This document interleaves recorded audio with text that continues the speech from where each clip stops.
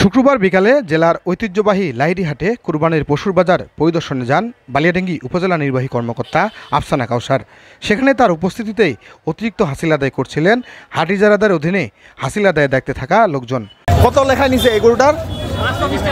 কেন 230 টাকা? আপনি 520 দেখি পারমিটটা 520 টাকা আপনি কেন দিলেন? 230 টাকা তো লেখায় সরকারি মূল্য এই হাটের জন্য।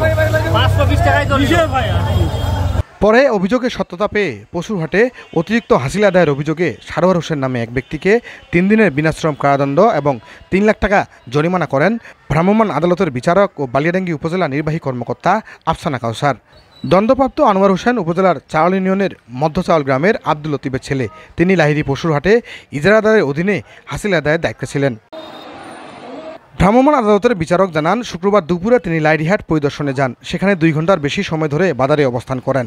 তার উপস্থিতিতেই বাজারে গরু ক্রেতাদের নিকট অতিরিক্ত হাসিল আদায় করছিলেন ইজারাদারের নিযুক্ত কর্মচারী সারোয়ার হোসেন। এ সময় তাকে হাতে নাতে আটকের পর ভোক্তা অধিকার আইনের 40 ও 53 ধারায় 3 দিনের বিনাশ্রম কারাদণ্ড এবং 3 লাখ টাকা জরিমানা ও অনাদায়ে আরও 7 দিনের জেল প্রদান করেন তিনি। তবে বাজারে আসা গরু ক্রেতা ও স্থানীয়দের অভিযোগ, দীর্ঘদিন ধরে একই ইজারাদার হাটটির ইজারা পাওয়ায় ইচ্ছামতো হাসিল আদায় করে আসছিল। প্রশাসনের এমন উদ্যোগকে সাধুবাদ জানিয়েছে বাজারে গরু কিনতে আসা ক্রেতারা। এমপি সাহেব 230 টাকা গরু পারমিট কইয়া সবাই ধন্যবাদ, খুশি। আগুত কত ছিল? আগুত ছিল 520। এলা কত পালেন? 230। এরপর থেকে কত দিবেন? 230। এখানে ধন্যবাদ কাক দিবেন? এমপি সাহেব। নাম কি? সুজন ভাই। সবাইকে ধন্যবাদ। সবাইকে ধন্যবাদ।